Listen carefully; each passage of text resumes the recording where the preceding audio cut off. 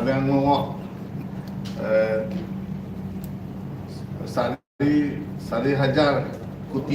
4,000 কোটি টকা ব্যয় কৰি এটা সোলাৰ পাৱাৰ প্ৰজেক্ট আমি সংস্থাপন কৰিবলৈ গৈ আছোঁ যিটো পাৱাৰ প্ৰজেক্ট নেকি ভাৰতবৰ্ষত ই দ্বিতীয়খন পাৱাৰ প্ৰজেক্ট হ'ব প্ৰথমখন পাৱাৰ প্ৰজেক্ট হাৰিয়ানাত ৰাজস্থানত হৈছে আৰু দ্বিতীয়খন পাৱাৰ প্ৰজেক্ট এই আমাৰ কাৰ্বি-আংলঙত হ'বলৈ গৈ আছে তাত সৰ্বমুঠ ব্যয় হ'ব 4,000 কোটি টকা এই 4,000 কোটি টকা ফাণ্ডিং কেন্দ্ৰীয় চৰকাৰৰ পৰা 80% আৰু অসম চৰকাৰৰ ষ্টেট শ্বেয়াৰ হিচাপে 20% টকা এই টকা যোগেদি এই প্ৰকল্পটো মানে সংস্থাপন কৰা হ'ব তাৰ পাছত আমি যিটো জায়গা আমি চাইছোঁ অথনি ৰেভিনিউ লেণ্ড হিচাপে কোনোতে ইণ্টাৰ ষ্টেট বৰ্ডাৰ নাগালেণ্ড বৰ্ডাৰৰ ওচৰত লেংগৰিজান চটো লেংগৰিজান আৰু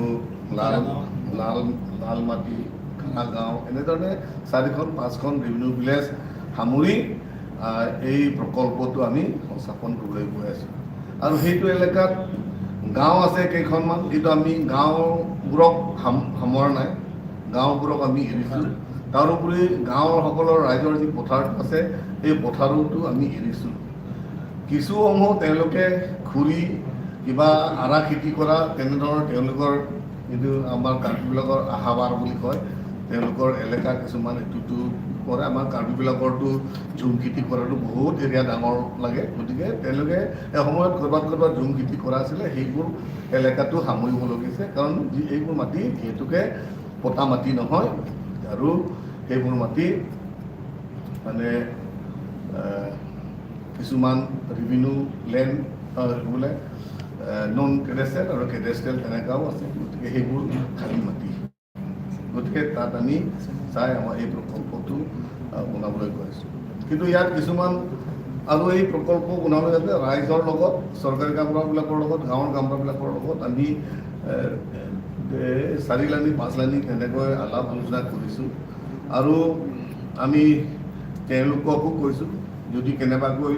তেওঁলোকে যদি বহুত দিনৰ পৰা খেতি কৰা তেনেকুৱা তেওঁলোকৰ ঝুম খেতি এলেকাত যদি পৰিছে তেতিয়াহ'লে আমি ইয়াৰ অল্টাৰনেটিভ দিয়াৰ কাৰণেও আমি চিন্তা চৰ্চা কৰিব আৰু ইয়াত আমি এলটমেণ্ট যিহেতুকে দিছোঁ তাত কম্পেনচেশ্যন হিচাপে তেনেকুৱা যে এলটমেণ্ট দিয়াৰ পাছত কম্পেনচেশ্যন দিয়া তেনেধৰণে আৰু বিশেষ তেতিয়া নাথাকে তথাপিও সেইটো এলেকাত কিছুমানৰ পতা থকা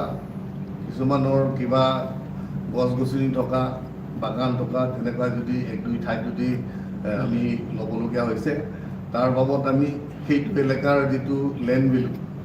সেইটো এলেকাৰ লেণ্ড ভেলু এছেছমেণ্ট কৰি পেলাই আমি দিয়াৰ কাৰণে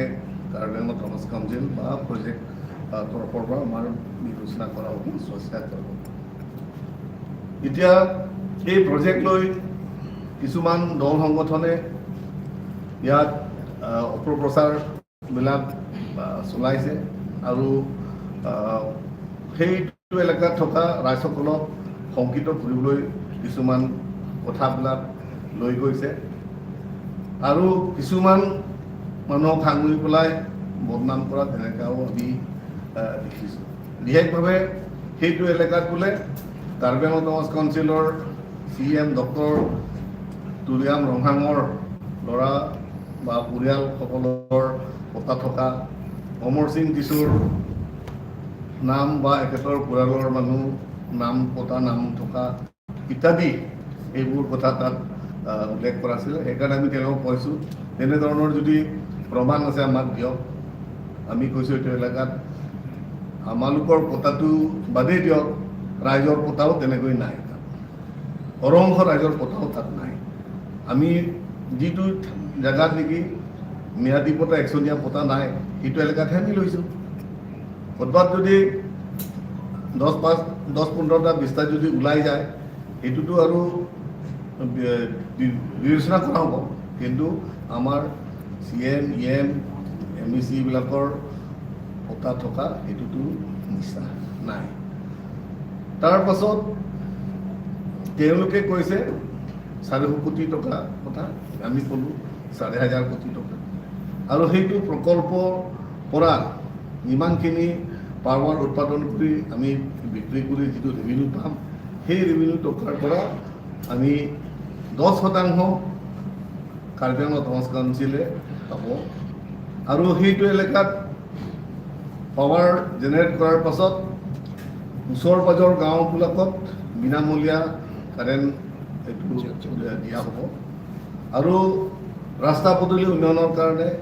ইনফ্ৰাষ্ট্ৰাকচাৰ ডেভেলপমেণ্টৰ কাৰণেও আঁচনিবিলাক লোৱা হ'ব, আৰু এমপ্লয়মেণ্ট যিটো 3rd grade 4th grade employment skill বিলাকৰ বাহিৰত যিটো 3rd grade 4th গ্ৰেডৰ employment unskilled, এই সকলো পদ পূৰণ কৰিবলৈ কাৰণে লোকেল ল'ৰাবিলাকক আৰু কাৰ্বি আংলঙৰ পৰা বা তাত বিশেষকৈ লোকেল যিবোৰ ৰেভিনিউ ভিলেজৰ পৰা আমি মাটি লৈছোঁ, সেই গাঁও ৰাইজক প্ৰত্যেক ঘৰ এটা দিয়াৰ কাৰণে আমি চিন্তা চৰ্চা কৰিছোঁ। গতিকে আৰম্ভটো